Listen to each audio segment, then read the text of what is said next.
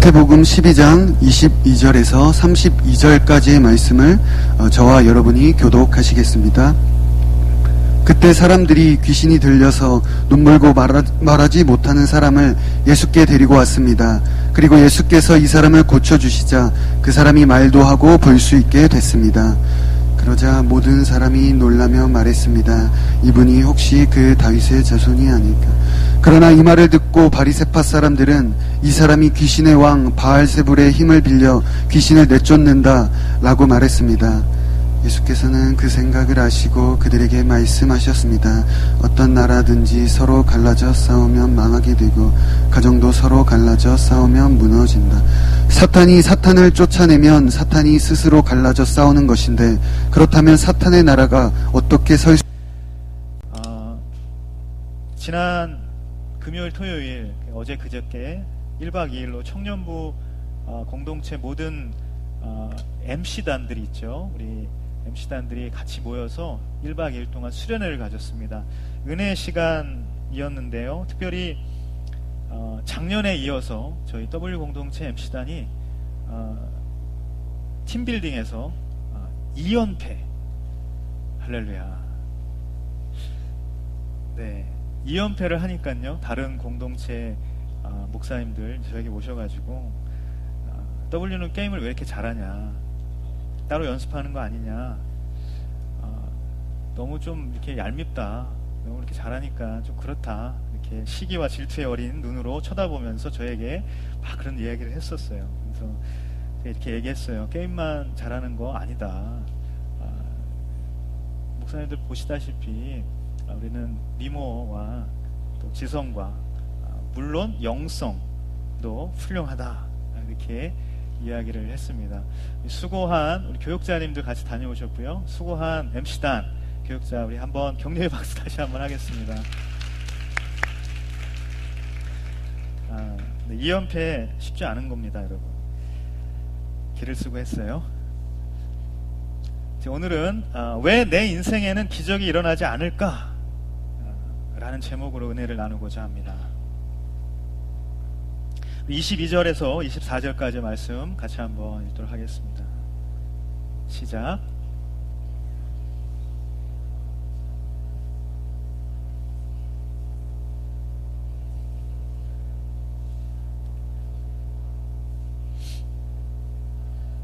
놀라며 말했습니다. 이분이 혹시 그 다윗의 자손이 아닐까?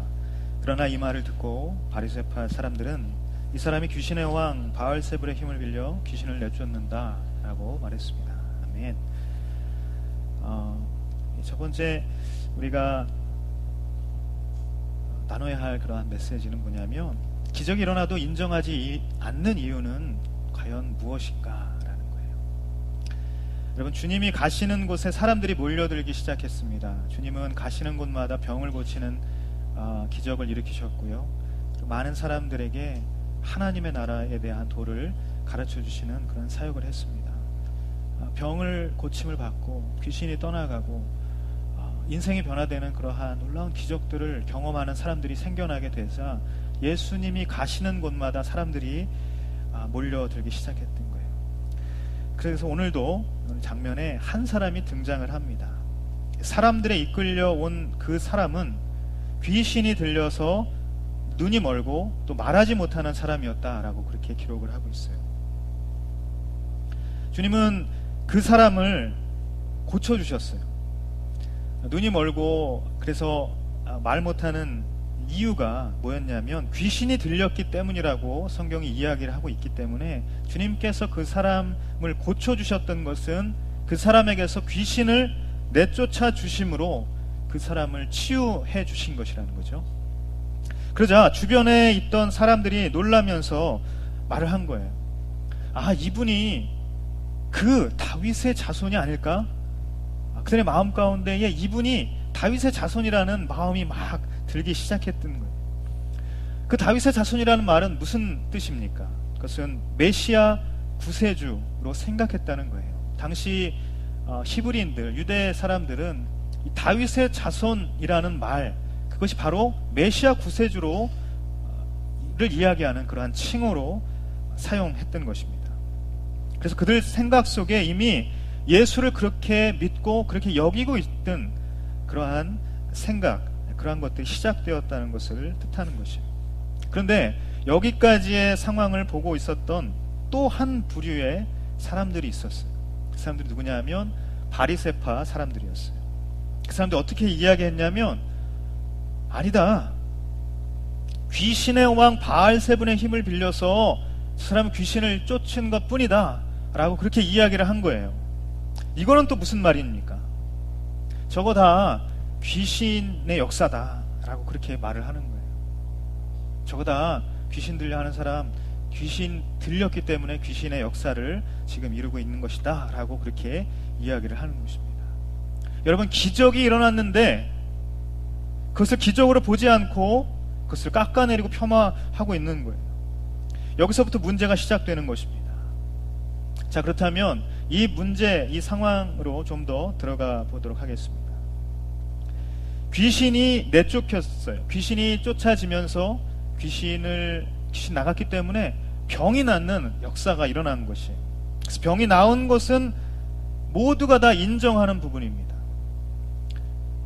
그 사람들, 데려왔던 사람들, 주변에 있던 사람들 뿐만 아니라 바리새파 사람들 또한 이 사람이 병이 났다라는 것에 대해서 인정을 했던 것이에요.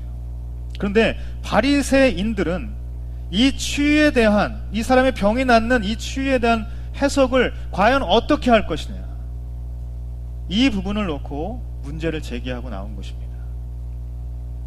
그러면 바리새인들은 왜 이렇게 이 상황에 대해서 문제를 걸고 나온 것인가? 왜 이 바리새인들은 이러한 행동을 했던 것인가? 이러한 말을 했던 것인가? 그 말과 행동의 동기는 과연 무엇인가를 좀 더 살펴보면 우리 23절에 그 힌트가 있는 것이죠. 23절 다시 한번 읽어보도록 하겠습니다. 시작. 이분이 혹시 그 다윗의 자손이 아닐까? 이 다윗의 자손이라는 말에 여러분 밑줄을 한번 그어주시겠어요? 다윗의 자손. 바리새인들이 다윗의 자손이라는 말을 누구보다 잘 알고 있었어요. 근데 사람들의 입에 다윗의 자손이라는 그 말이 나온 거예요. 여러분, 바리새인들은 어떤 사람들입니까? 어려서부터 굉장히 열심히 공부했어요. 아주 잘 교육받고, 아주 이렇게 가정교육도 또 성경 공부 교육도 잘 받아서, 율법 교육도 잘 받아서 그들이 요즘 말로 말한다면 석사, 박사의 학위까지 다 취득한 엘리트 코스를 잘 밟아서 아주 이 사회의 영적인 지도자로 높은 위치에 있는 사람들로 갔던 바로 그러한 사람들을 이야기하는 거예요. 그런데 어느 날 하루아침에 학교도 나오지 못하고 외모도 행색도 굉장히 보잘것없는 어떤 젊은이 한 사람이 와서 막 병을 고치는 거예요. 그리고 막 하나님의 도를 가르치고 있는 거예요. 율법에 대해서 막 가르치고 있는 것입니다. 그러면서 병을 고치고 기적을 행하고 하니까 사람들의 인기를 막 구가하고 있는 거예요. 이런 상황에 맞닥뜨리게 된 것입니다. 순간 영화 베테랑의 그 유아인이 했던 말이죠. 어이가 없네. 바로 그러한 마음 상태, 그러한 것을 막 느끼는 그러한 심정 반. 또 한 가지는, 또 한편으로는 나는 아무리 기도해도 병이 낫지 않던데 저 인간은 도대체 뭐지? 라는, 저 사람 도대체 뭐지? 라는 그런 질투심. 그 질투심으로 불타오르는 마음 상태가 반. 바로 그러한 지금 심리 상태에 있었던 사람들이 바로 바리새인들이라는 것이에요. 제 요모칠 아내가 원인을 알 수 없는 그러한 두드러기로 굉장히 좀 고통스러워했어요. 아팠어요. 그래서 제가 이제 안수를 해주고 밤에 잤습니다. 그래서 이튿날 일어났어요. 아내가 저에게 이야기했습니다. 밤새 너무 가려워서 잠을 거의 못 잤대요. 저는 안수하고 모든 것이 나을 것이라는 굉장한 믿음을 가지고 잠자리를 잤는데, 저 한번 자면은 좀처럼 깨지 않습니다. 아침에 일어나서 아내가 그런 얘기를 하더라고요. 아무리 안수를 해도 병 고치기는커녕 병이 악화되는 그런 놀라운 능력을 가지고 있는 것이죠. 남들은 막 다른 이제 뭐 목사님들 남들은 안수했더니 막 지체가 막 쓰러졌다, 병이 나았다, 기적이 나타났다, 예, 막 이런 소리를 합니다. 들을 때마다 솔직히 그래, 대단해, 막 이런 이야기 하지만 솔직히 막 마음속에 막 이상한 마음이 드는 거예요. 질투심이 막 드는 것이죠. 제가 아는 어떤 목사님 계십니다. 여러분도 아마 아실 수 있는 목사님이에요. 누군지 알려고는 하지 마시고, 그분하고 막 얘기하고 있는데, 다른 건 몰라도 자기가 안수하면 이거 하나는 낫는다는 거예요. 뭐냐면 알러지, 뭐 두드러기 이런 거는 자기가 무조건 쫓아낼 수 있다는 거예요. 그래서 안수만 하면 그게 다 사라진다는 거예요. 갑자기 이제 그 생각이 막 났어요. 나는 뭐지? 막 이런 생각 하게 됐어요. 여러분, 이 바리새인들은 지금 질투심에 눈이 먼 상태였다는 사실이에요. 그런데 또 한 가지 그들의 행위의 동기, 이렇게 말았던, 이러한 행동을 했던 동기는 무엇이냐면, 또 한 가지는 뭐냐면 불안감이었던 거예요. 불안감. 왜 불안했을까? 사람들이 메시아로 보기 시작했어요. 하지만 저런 사람에게 메시아의 자리를 내어줄 수는 없다고 생각했던 거예요.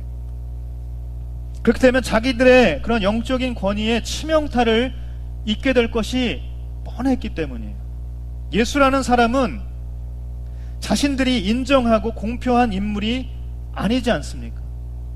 그 사람이 사람들이 인정하는 메시아가 된다면 바리새인들은 설 자리가 없어지는 거예요. 불안이 엄습해 옵니다. 정말 저 사람이 메시아면 어떡하지? 우리들은 어떻게 되는 거지? 그들 입장에서는 불편할 수밖에 없는 그러한 불안감을 느꼈던 것이에요. 이 질투심과 불안감이 바리새인들의 마음의 중심에 있었기 때문에 하나님의 역사가 나타냈음에도 불구하고, 기적을 보았음에도 불구하고 그들은 마음을 닫고 그것을 인정할 수 없었던 것이죠. 그렇다면 이 말씀을 통해서 우리는 우리 자신의 어떠한 모습을 돌아볼 수 있겠는가? 우리 25절부터 27절까지의 말씀 같이 한번 읽도록 하겠습니다. 시작.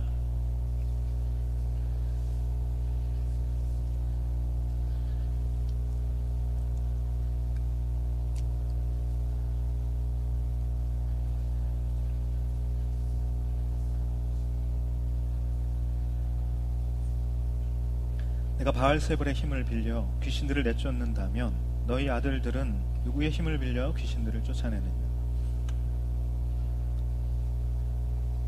아멘. 우리는 우리 자신의 모습, 어떠한 우리 자신의 모습을 볼 수 있는가? 우리는 왜 기적을 경험하지 못하는 것입니까? 바리새인들의 이야기를 옆에서 계속 듣고 계셨던 주님이 이제 말씀하십니다.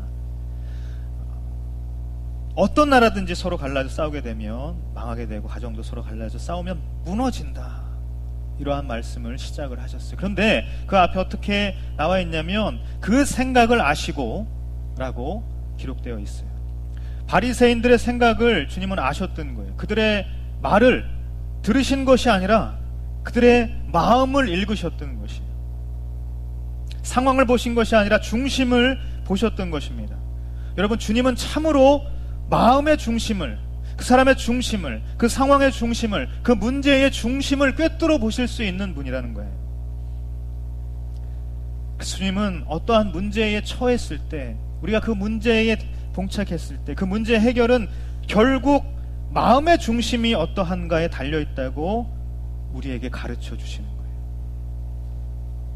어떠한 사람의 말이 아니라, 어떠한 문제의 상황이 아니라 내 마음을 들여다보는 것, 내 마음에 계신 주님을 들여다보면서 그분으로부터 해결책을 구하는 것이 지혜인 것입니다. 주님께서 오늘 그 생각을 아시고라는 이 짧은 수식어에 바로 그렇게 우리에게 이야기하고 계신 거예요. 그러므로 우리는 상황을 놓고 주님께 구하기보다 우리의 마음의 중심을 놓고 주님께 구해야 되는 것이죠. 자, 그런데 주님께서 비유를 들어서 이제 이 논쟁에 불을 붙이셔서 이야기를 하십니다. 나라든지 가정이든지 서로 갈라져 싸우면은 망하게 된다. 마찬가지로 사탄이 이 사탄과 갈라져 싸우게 되는 이러한 상황이면 사탄의 나라는 과연 어떻게 되겠느냐, 망할 수밖에 없지 않겠느냐라고 그렇게 말씀하시는 것이에요. 게다가 너희 아들들이라는 표현은 뭐냐면 너희 이 바리새인들의 제자들이 있었겠죠. 이 제자들을 이야기하는 것인데, 너희 제자들은 그들도 귀신을 쫓는 그러한 사역을 했던 모양이에요. 그런데 너희의 제자들도 그러한 사역을 하지 않느냐? 그러면 바로 그러한 귀신을 쫓는 사역을 하는데 그들은 어떻게 누구의 힘을 빌려서 쫓아대는 것이냐라고 그렇게 반문하고 있는 거예요. 내가 바알세불의 힘을 빌려서 만약 이러한 일을 행했다면 그들도 똑같이 그렇게 행하는 것이 아니냐, 이렇게 이야기하시는 거죠. 그렇기 때문에 만약 나를 비난한다면, 너희가 지금 나를 비난한다면 너희 아들들도 비난하는 꼴이 되는 것이고, 그러면 너희 제자들, 너희 아들들이 그 이야기를 듣고 가만히 있겠느냐? 바리새인들 너희들 갖다가 재판정에 세우지 않겠느냐? 그렇게 말씀하시고 있는 거예요. 말이 안 되는 모순으로 예수님을 폄하하고 비난했지만 사실 주님은 그들의 모든 생각, 그것을 다 아셨던 것이에요. 마치 거짓말하는 아이의 모든 수를 간파하고 있는 그러한 부모의 마음과 같은 그런 상황이라는 것이죠. 여러분, 도대체 왜 이런 논쟁이 벌어지게 되었습니까? 이 문제에서 우리의 상황을 어떻게 우리는 조명해 볼 수 있습니까? 우리는 지금까지 바리새인의 질투, 바리새인들이 가졌던 불안함, 이것이 바로 문제의 핵심임을 들여다보았어요. 그렇다면 우리의 문제는 과연 무엇입니까? 여러분 어땠어요? 우리 모두 자신의 이야기를 한번 해봅시다. 태어나서 지금까지 살아본 여러분의 인생은 어떻습니까? 굉장히 숨가쁘게 살아왔어요. 좋은 학교 가기 위해서, 좋은 직장 들어가기 위해서, 좋은 어떠한 가정을 이루기 위해서, 좋은 그 무언가를 이루기 위해서 열심히 살았어요. 신앙생활도 마찬가지예요. 굉장히 열심히 했습니다. 성경 통독도 하고요, 새벽 기도도 빠짐없이 가고, 또 주중 예배도 가고, 공동체 순장도 섬기고 팀장도 하고 여러 가지 모양으로 섬기는 그러한 일들도 했습니다. 다른 사람 보기에 너무나도 좋은 신앙의 모습을 가졌고 그렇게 신앙생활을 해왔어요. 마치 바리새인처럼 저마다 인생의 목적을 위해서 부단히 노력했고 또 남부럽지 않도록 신앙생활도 거룩하게 했던 것 같아요. 그런데 내 인생에는 아무 일이 일어나지 않는 거예요. 여전히 내 인생엔 기적 따위는 일어나지 않는 거예요. 남들은 병도 낫고 은사도 받았다고 하는데 나하고는 전혀 상관없는 이야기일 뿐입니다. 신앙생활 열심히 하더니 좋은 직장 들어갔구나, 좋은 학교 갔구나, 좋은 사람 만나서 결혼했구나, 이런 소식이 들려옵니다. 나와는 상관없는 얘기예요. 오히려 들을 때마다 속이 뒤집어져요. 그것을 참아야 하는 불편한 진실이 냉정한 현실이 되는 것입니다. 어쩌면 우리 모두에게도 이처럼 질투와 불안이라는 부정적인 마음 상태가 늘 있다는 거예요. 그리고 바로 그 사실이 하나님의 기적을 마주하면서도 누리지 못하는 큰 장애물이 된다는 사실입니다. 그런 안 좋은 감정들이 마음속에 있는 한 성령의 역사가 내 인생에도 일어나고 내 삶 가운데에도 일어나도 우리는 그것을 느낄 수 없다는 거예요. 몇 년 전, 이제는 말할 수 있다 1탄 몇 년 전에 전도 집회를 했었어요. 근데 전도 집회를 기획을 막 하면서 이 게스트가 와서 이제 게스트 막 노래하고 있는 가운데 초대자가 있고요, 또 불신자 친구가 같이 옆에 앉아 있지 않겠습니까? 그래서 이제 이렇게 앉아 있는 상황 가운데에 앞에서 이제 게스트가, 가수가 막 노래하고 있는데 그 중간에 그 초청자와 그 불신자 친구가 앉아 있는 그 앞에 가가지고 갑자기 중간 간주가 나오는데 감동적인 가수의 노래와 간주가 중간에 막 흘러나오는 가운데 갑자기 막 쏟아져서 들어와서 그 앞에 딱 서가지고 스케치북을 드는 거예요. 그 스케치북을 펼치면서 초청한 사람이 이미 미리 적어놓은 그런 자신의 마음을 막 그 친구에게, 불신자 친구에게, 전도하려는 친구에게 전하는 것이죠. 지금까지 많이 힘들었지. 난 너를 정말 사랑한다. 너를 위해서 내가 지금까지 막 기도했어. 이런 이야기를 막 계속 넘기는 거죠. 눈물이 나고 난리가 납니다. 감동의 쓰나미가 막 몰려왔어. 그런데 이걸 이제 준비하면서 이거 진짜 대박이겠다. 이렇게 되면 정말 불신자 친구들 마음 싹 다 열리겠다. 그런 이제 생각을 막 하면서 굉장히 흥분된 마음을 가지고 기획을 막 했어. 그런데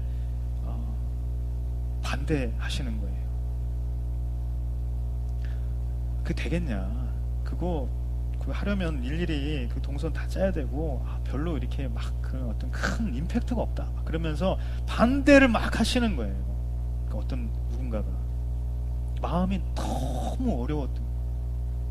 이건 분명히 됩니다. 계속 이야기를 해도 안 들으시니까 그건 안 될 것 같다. 그때부터 저는 이 복음을 전하는 귀한 일인데, 전도 집회의 사역인데 하나님의 일이었지만 더 이상 하나님의 일이 아니라 내가 이거 반드시 성공적으로 하리라.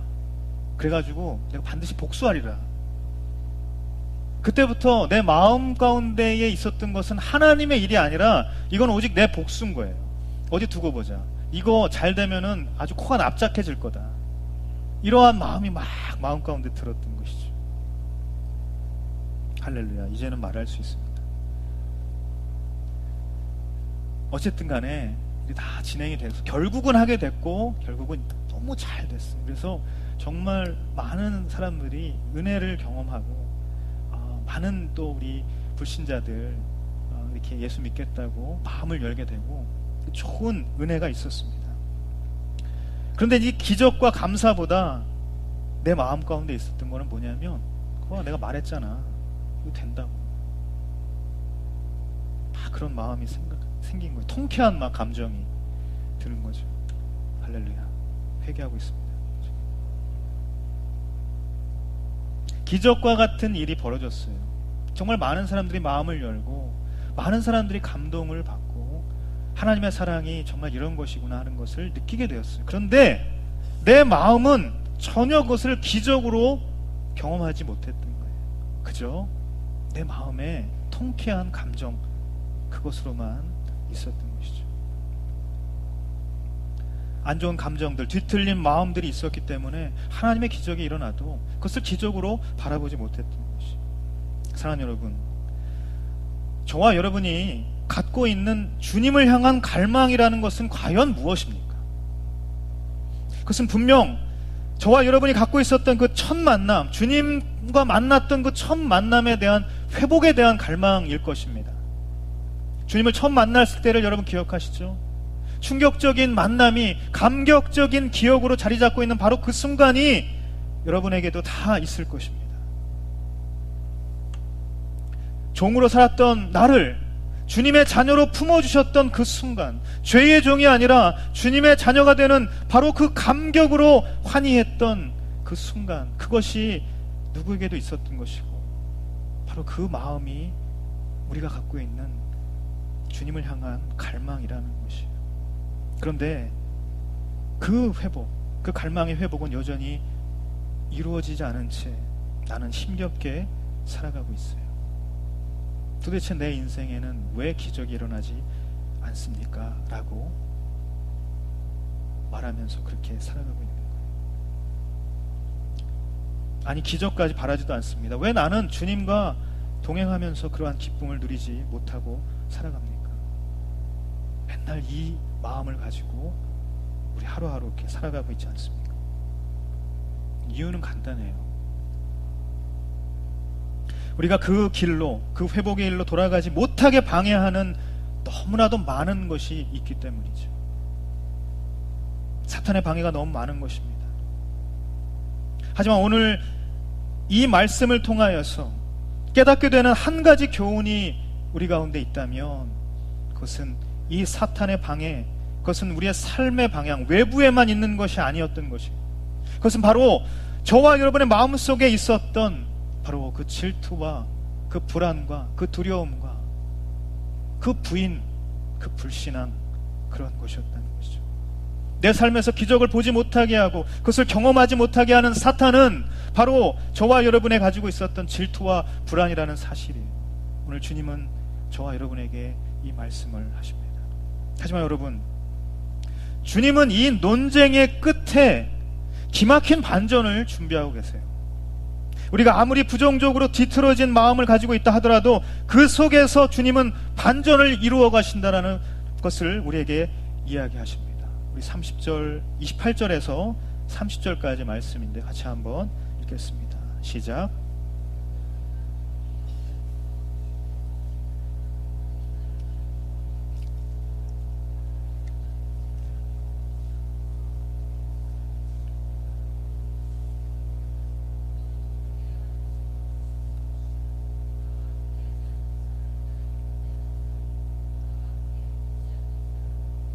사람이다. 아멘.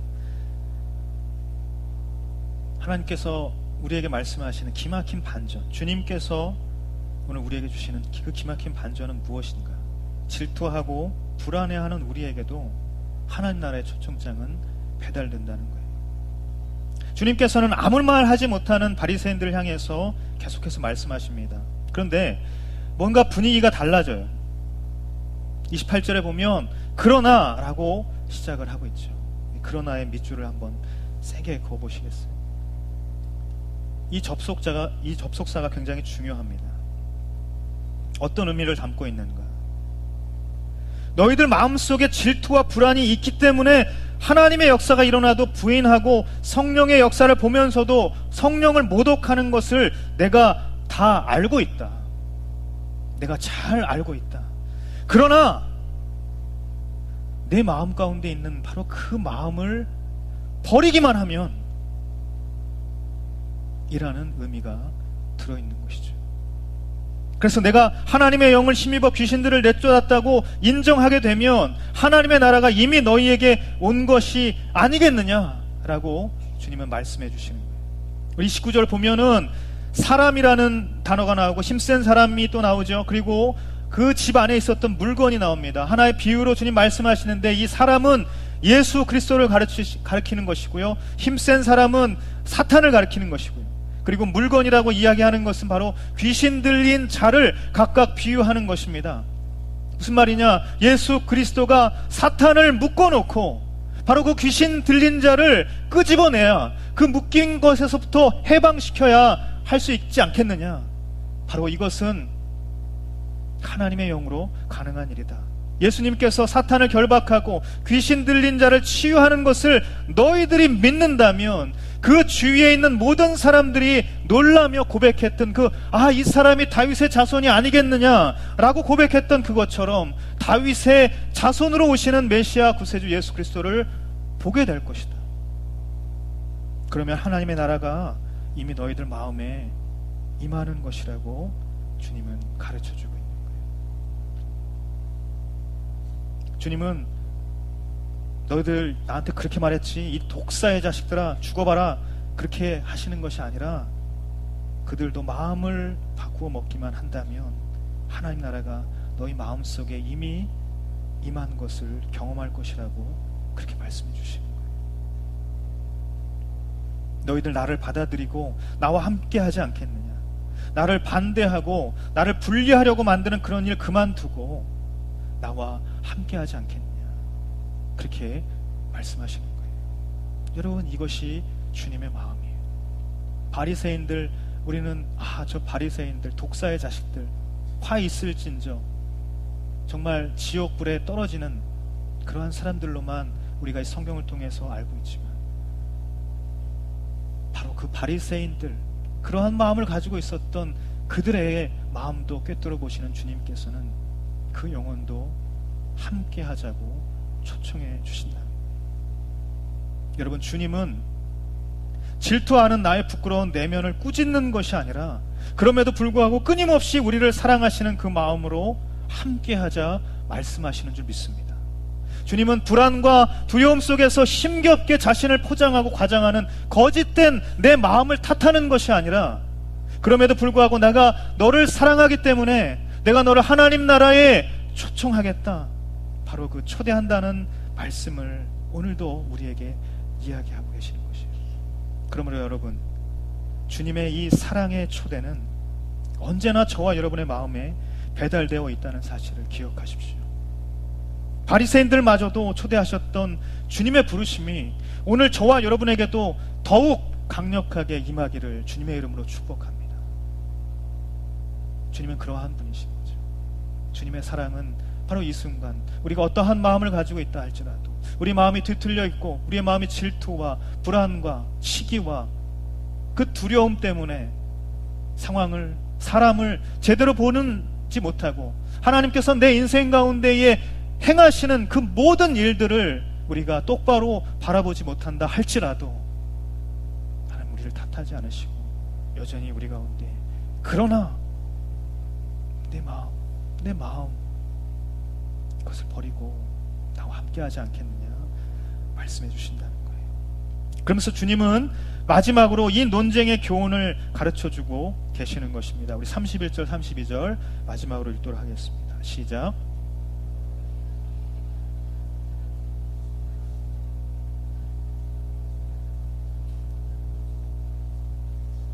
누구든지 인자를 욕하는 사람은 용서받겠지만 성령을 모독한 사람은,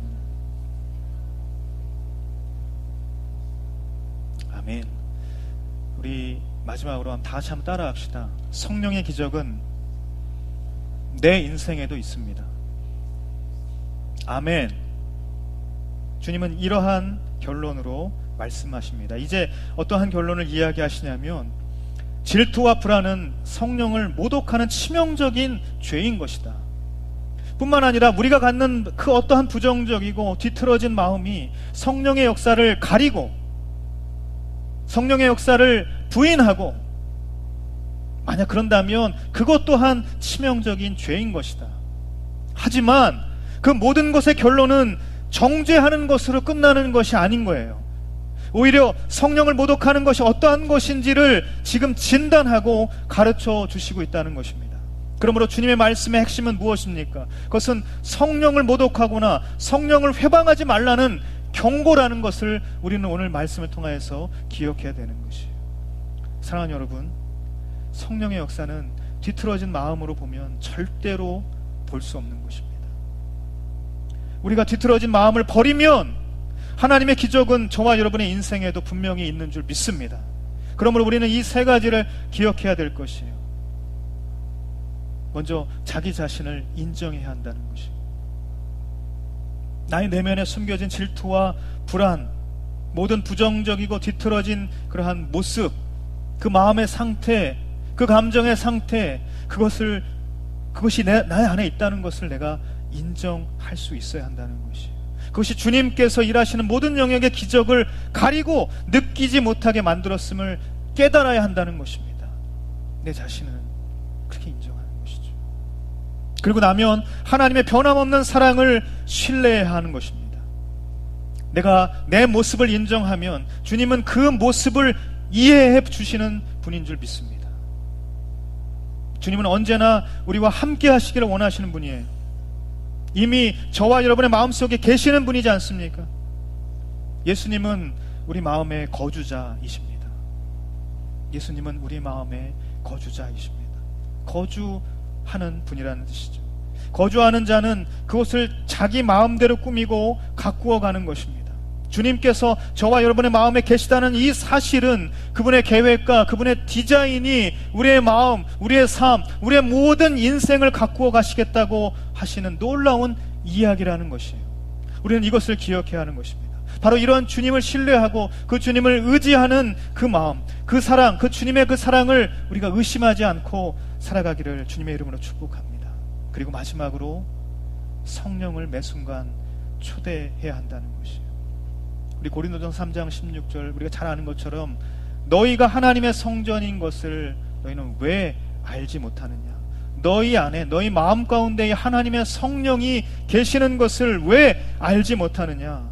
주님은 우리에게 이렇게 말씀하셨어요. 하나님의 나라는 하나님께 가야 들어갈 수 있는 곳이죠. 근데 하나님께 어떻게 갑니까? 그것은 오직 한 길이신 예수 그리스도를 통해서 갈 수 있는 거예요. 길이요 진리요 생명이 되시는 주님을 통해서만 갈 수 있습니다. 그런데 우리가 그 길을 걸어갈 때 누가 나와 함께 동행하는가?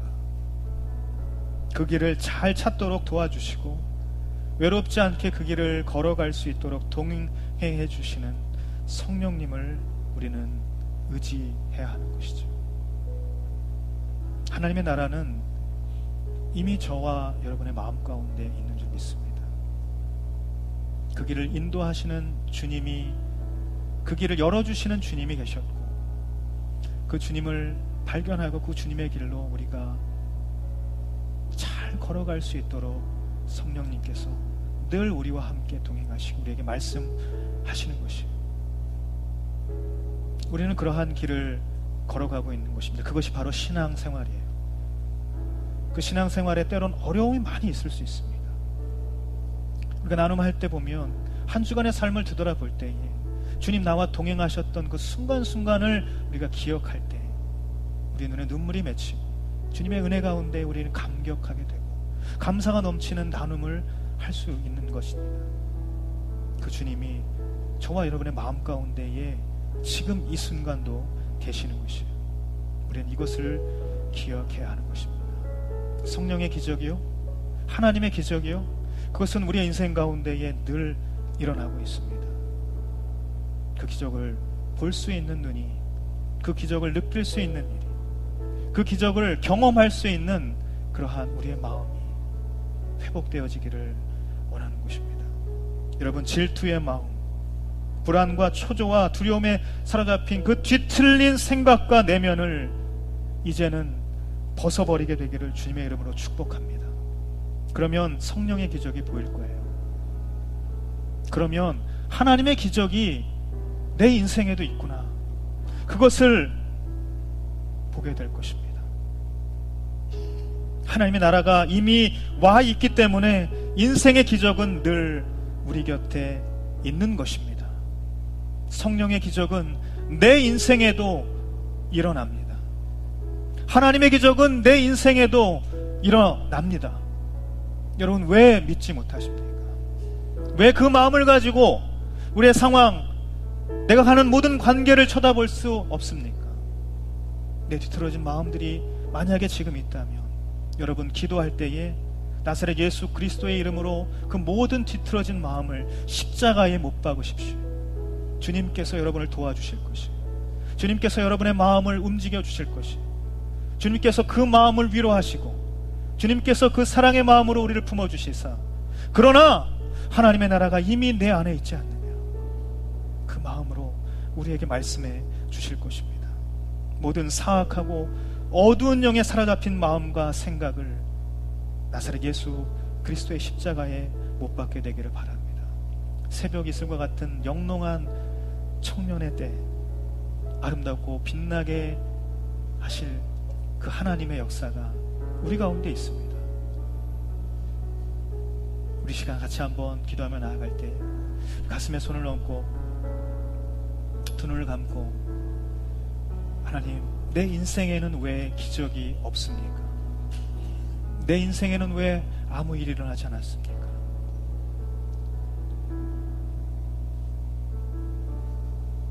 도대체 나는 어떻게 어디로 걸어가야 하는 것이었습니까? 도대체 내 인생 가운데에 주님은 어디에쯤 계셨던 것입니까?